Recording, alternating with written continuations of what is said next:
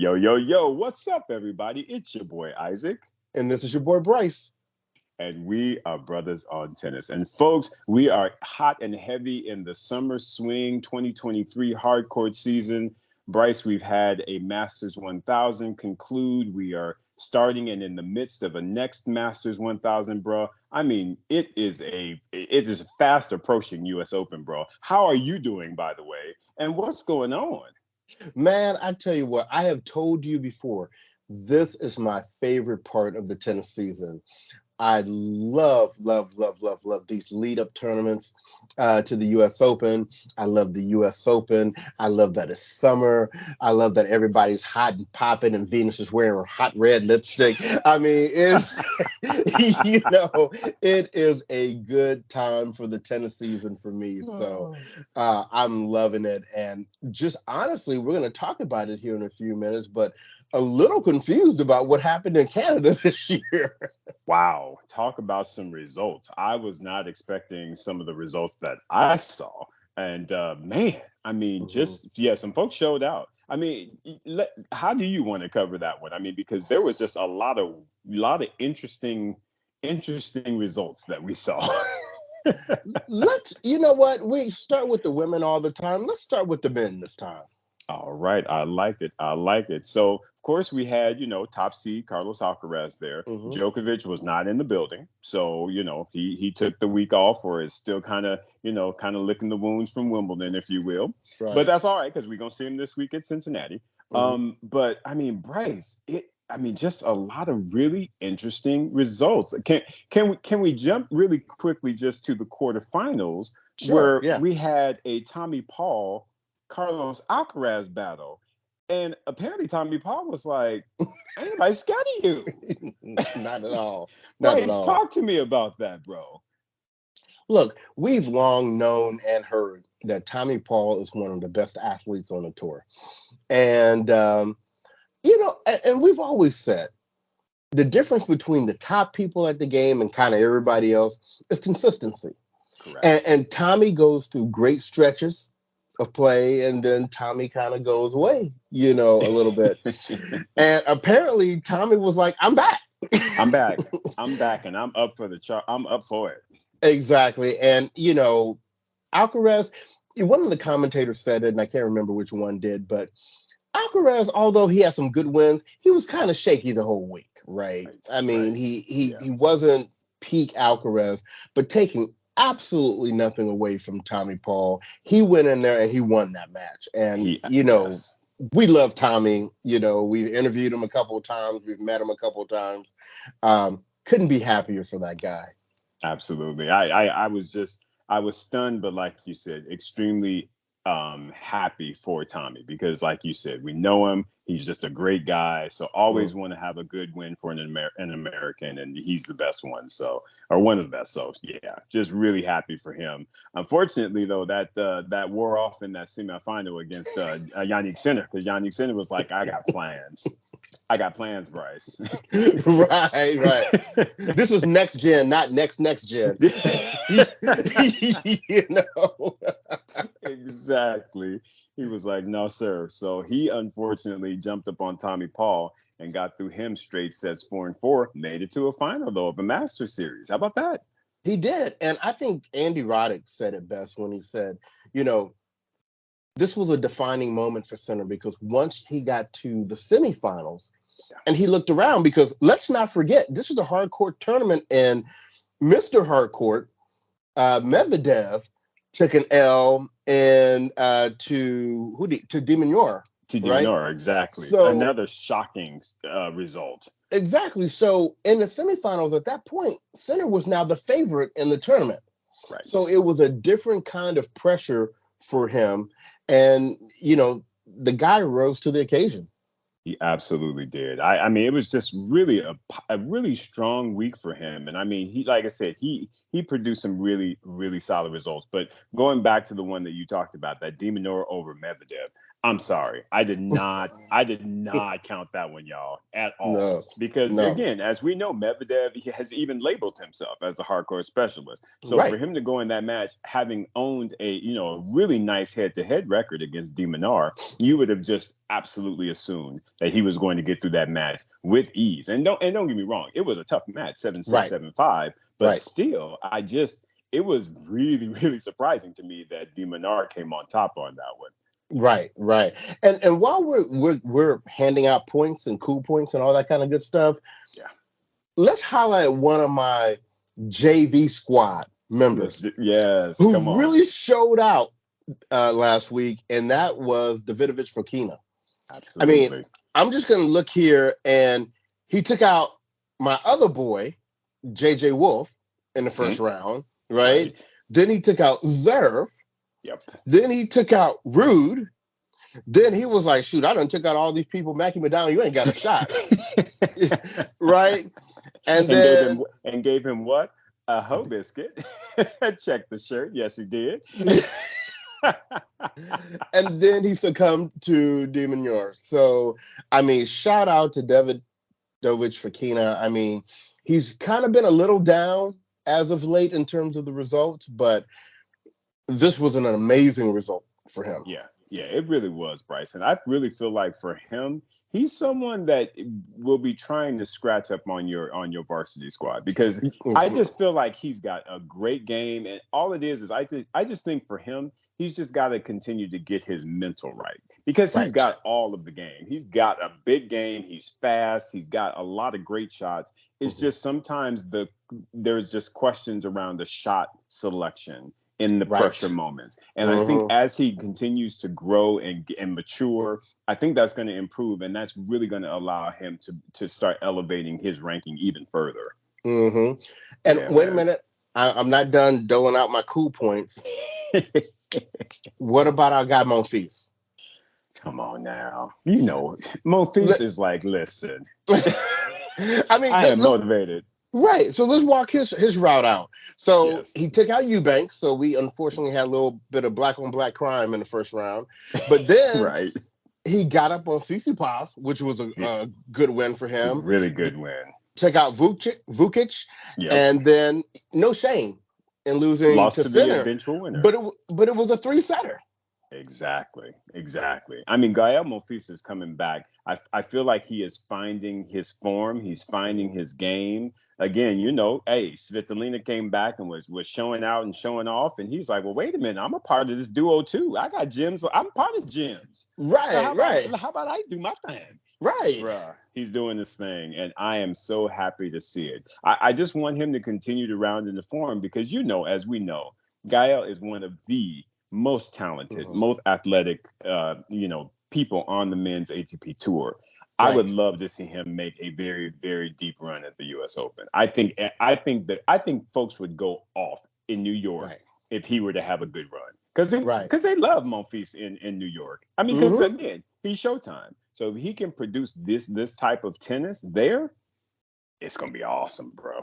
Absolutely. So Isaac, in the finals, we had, Sinner and De Minaur, and going in there, we knew Sinner was up 4-0 on that head-to-head. Right. What did you think about the finals, 4-1? Well, I mean, honestly, it wasn't too surprising to me. I think that, Sinner, of course, has been in the top 10. He's someone that is working on being that big time tennis player, if you will, or that, someone who's going to get it over the goal line. And not to say that De Minaur has not, but I just felt going into that final that Sinner definitely felt the confidence and was going to be able to pull that through. And he did just that, and he handed him a breast stick going out the door and said, hey, holla, we'll see you. Yeah. And he may have had a little motivation too, because I didn't know this, but I noticed when they were showing Bianca Andreescu in the stands, and then I read that they said apparently they've been hollering for about the last 3 months. Are you serious? Yeah. Didn't know that. So, he had his woman in the stands. All right, get the scoop, get the jelly, just sprinkle it. Come on. So he had to perform. He's like, listen, let me do something here. Right, I gotta buy her a purse or something. But you can look at Bianca's mama and know she ain't gonna come cheap. Yeah, So record. I mean, and we really like You, Bianca. And we we really do. like Yeah, Bianca. don't get it twisted. Love us some Bianca Andreescu. Right. So she is always about the showtime, her and the family. So yes. That is, I did not know they were hollering. That is hilarious. Good stuff. Yeah. Yeah. So shout out to you, Center. Yes. Snagging his first 1,000 Master Series, and I'm gonna go out on a limb here and predict that this probably won't be his last. I definitely will not be. Definitely. No, he is balling big time. And we like us some Yannick Sinner. So good job with that. And Bryce, I know typically we only focus in on our singles, but we got to give a shout out on the double side because, two of the guys that we both have met and just are the nicest doubles guys on the tour, Aravello and Roger. Jules, my boy Jules, man, how about them coming through and taking the doubles masters title? I thought that was extremely impressive. Yes. Like we keep trying to say, watch more doubles. Watch more doubles, folks, because I'm telling you what, doubles is always fun. It's always popping. Again, great final against Rajiv Ram and Joe Salisbury. So it looks like they are getting themselves a little bit back on track because they fell off a little bit. Right. But yeah, for them to make it to the final and for that to be the final and for Aravello and Roger to be able to make it through, man. Shout out to them. Marcelo, Jules, great job, fellas. Absolutely. So now let's turn our attention to the ladies. Yes. Come on, ladies. What's up? And I just want to, Isaac, step out there and say, Pegula probably heard us talking about her. I think she did. I think David Witt was like, okay, Brothers on Tennis is talking about you on this podcast, right? You probably know this, right? So we need to shut this down real quick. Right. and just was like, yes, we definitely gonna shut it down up in this final. Yeah. Well, and I'm gonna tell you what. Come on. Did Jessica play an amazing final? Absolutely. Samsonova, with the whole having to play the semi that morning and taking out Rybakina, which wasn't an easy task. That's not an easy task. Right? Yeah. She probably wasn't 100 at that point, but not trying to take anything away from Jessica. I'm just saying it may have contributed to why there was such a large bakery built. Yes, because that bakery that steam was coming out that chimney stack at that bakery, Bryce, because she was like, girl, you look real hungry. Rybakina took all your nutrients, so we're gonna replenish them today. Yes, we are. Exactly. But let's talk about Pegula's route because to be very honest with you, the way Coco Gauff had been playing, I thought Coco was going to win that match. Absolutely. And I mean, it was a good match. I mean, it was a 3-setter. They, it 6-2, 5-7, 7-5. Hey, that's a battle right there. And to see those two young ladies who are doubles partners go at it like that on the singles court, that's all you can ask for, man. Two Americans. I thought it was great. But like you said, I had given the edge to Coco only because of how she's been playing, the confidence that I feel like she has. And I think her forehand, again, it's coming along. It's coming along. I loved, and let me say this again, I loved seeing Brad Gilbert in her box. I don't know about you, but I am a Brad Gilbert fan. I have always liked Brad Gilbert. Brad Gilbert talked about, wrote the book Winning Ugly. I think he maximized his potential as a tennis player. He has worked with some of the absolute greats in Andre Agassi, Andy Roddick, Andy Murray. Come on, man. He has got a resume that cannot be played with. So to see him in her box, Bryce, I was excited. And apparently Coco got excited as well. She did. Because lest we forget, Coco showed up and showed out, man. She did. And I mean, and what Brad stated what he was doing with her game right now Mm-hmm. is increasing the overall level of aggression. Right. Bigger first serves, bigger second serves, bigger returns, bigger ground strokes. And I think even without changing that forehand grip, what has happened is by having greater head speed coming through those shots, is taking out some of that loopiness, right? Where you can do the Right. whole big loop and potentially shank the ball. And Right. Coco, you and I talked about this outside of the podcast.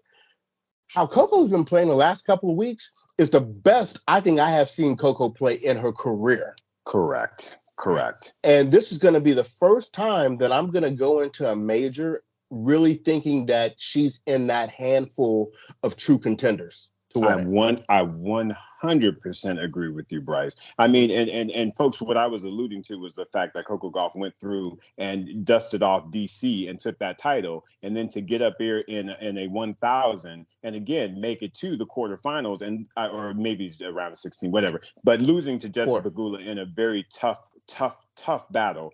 I just feel like Coco Gauff is on the right track right now. And again, I love seeing Brad Gilbert in her box. I just do. It made me so happy when I saw that. I was like, that's going to be a good combo. Because Brad talks a lot, but Brad know what he's talking about. He does. He does. He does.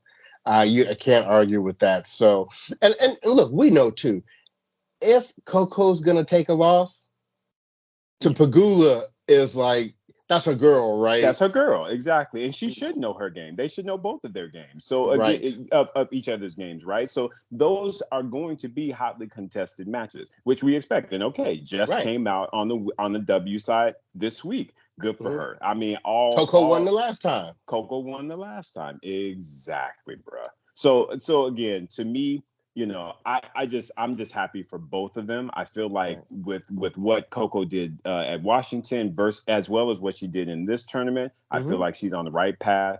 And I feel like with Jessica, doing what she did in this tournament, I mean, and so let's not stop there, because let's go to the next round where wait a minute, just a second before we get off of Coco, I want to make sure we acknowledge in this tournament before she played Pegula, the round before that, she got a hold of the reigning Wimbledon champion and sent her to the bakery. 3-0. She really did. Yes. That's the level of tennis that Coco Gauff is playing right now. But you are right, bro. Like you said, man, she is playing some Grand Slam level tennis, and she will definitely be a contender at the U.S. Open. Yeah. I can't wait to see what her draw is going to look like. Because again, put her in that mix, y'all. If you haven't, you need to. Right. Yeah. So I'm sorry to interrupt you, but go. No, brother, no worries. But that next round, when as again, you have a tough match against your doubles partner, 3-setter. You go into a match where you're playing someone that you've battled with and you've had strong battles with, but she's kind of had the edge. Although you got her at the what was it, the World Cup? World Cup team, the World Cup. Billie Jean King thing. Yeah. So, but the fact that again in a semi you are going against the number one player in the world, and you fight a good fight like that, again another tough 3-setter, but to get past Swiatek, yes, bruh, that said a lot to me about what. Go ahead. Yeah, and piggybacking on everything that you're saying, when you watch that match, okay, so Jessica won the first set, gave her a whole biscuit, right? Yeah. There you go. Look at the shirt.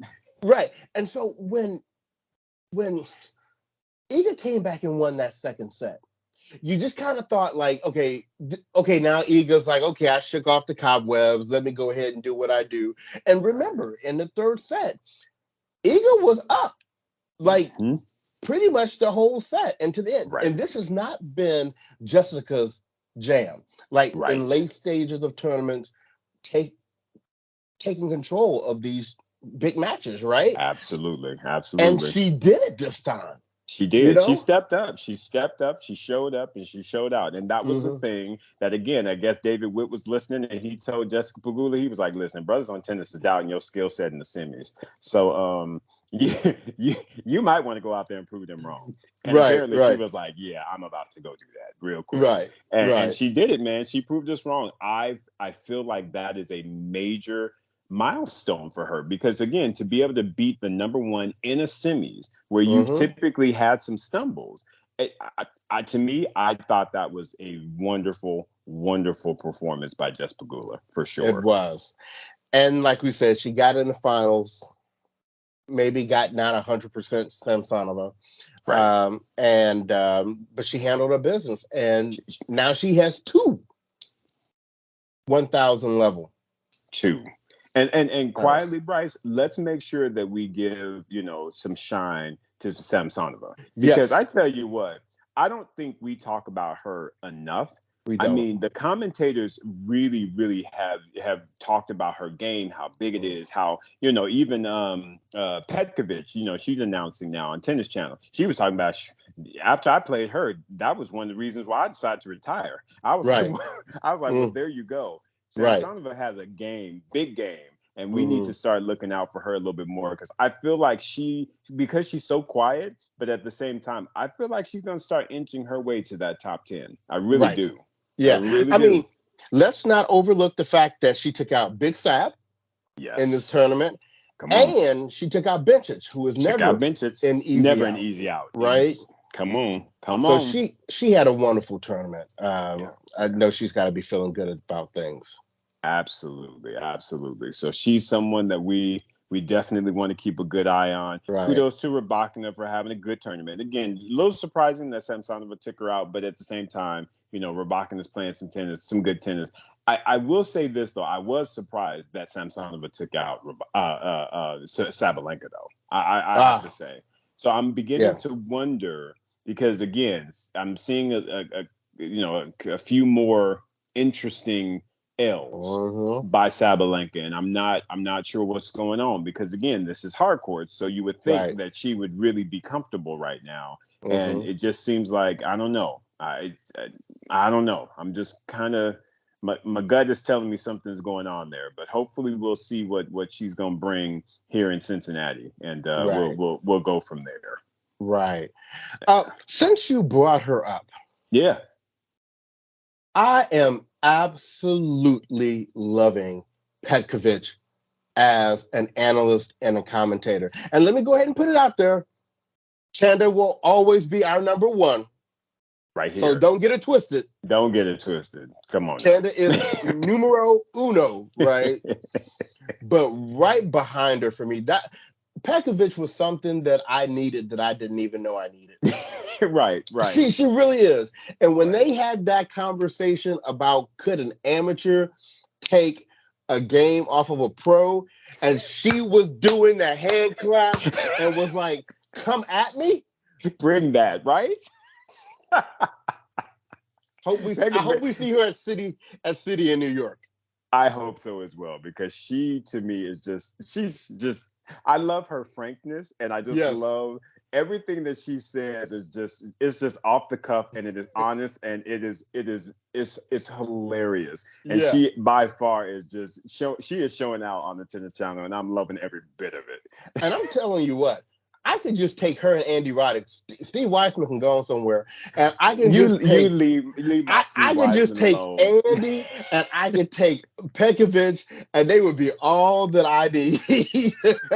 Steve, I ain't gonna let him do you like that. I like you, Steve Wiseman. You all right with me. But I hear what you're saying as far as Andy and Pekovic go, because I like that dude. That they are a Yes, tandem. they Woo, they are are. a tandem. It is good. It is Oh good. my Tennis God, Channel's doing a good job with their analysts. I have to say. They they they really are. they they really are. So yeah, there we go. So Pagula, Center, they make things happen. But let's coming into Cincinnati, Right. as a reminder, top two seeds on both sides in Canada didn't get the job done. Alcaraz didn't come through. Medvedev Correct. didn't come through. Correct. Swiatek didn't come through.